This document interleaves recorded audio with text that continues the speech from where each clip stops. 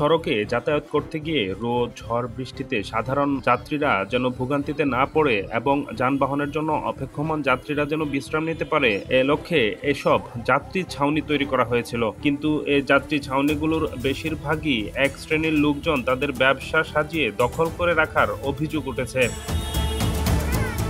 ভৈরব কিশোরগঞ্জ আঞ্চলিক সড়কের কালিকাপ্রসাদ বাসস্ট্যান্ডে ৩টি এবং আকবরনগর মিরারচর বাসস্ট্যান্ডে রয়েছে ২টি যাত্রী ছাউনি। বর্তমানে এগুলো দখল করে ক্ষুদ্র ব্যবসায়ীরা ব্যবসা চালিয়ে যাচ্ছেন।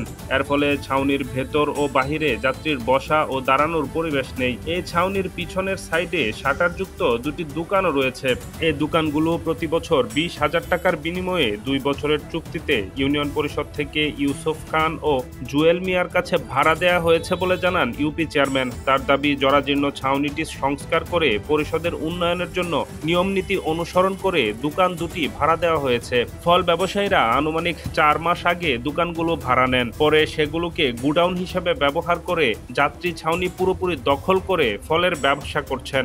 যাত্রী ছাউনি হওয়ার পর থেকে এটা ভাড়া চেয়ারম্যানের কাছে বলে নিছেন, নিউটন চেয়ারম্যানের কাছে বলে নিছেন, আর উপজেলাতে নোংরা পরিবেশ ছিল। সেটা আমাদের ইউনিয়ন পরিষদের মাধ্যমে আজকে ৪০ বছর আগে যাত্রী ছাউনিটা সৃষ্টি হয়েছিল।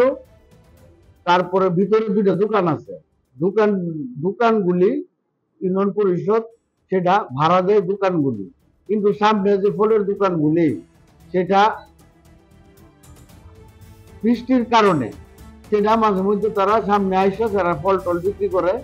অন্যদিকে পার্শ্ববর্তী আরও 2টি যাত্রী ছাউনি জরাজীর্ণ অবস্থায় রয়েছে। ওই 2টি ছাউনির একটি সিএনজি চালিত রিকশার গ্যারেজের সামনে অটোরিকশা মেরামত করতে দেখা গেছে এবং অন্যটি একটি ফ্রিজ টিভির দোকানের সামনে থাকায় দোকানের মালামাল রাখার কারণে যাত্রীদের বসার মতো কোনো পরিবেশ নেই।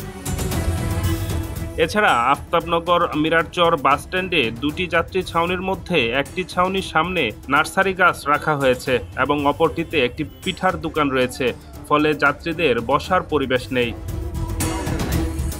খুব দ্রুতই যাত্রী ছাউনিগুলো দখলমুক্ত করে ব্যবহার উপযোগী করে দেওয়ার দাবি ভ্রমণকারীদের। Desk report, Kishoreganj files.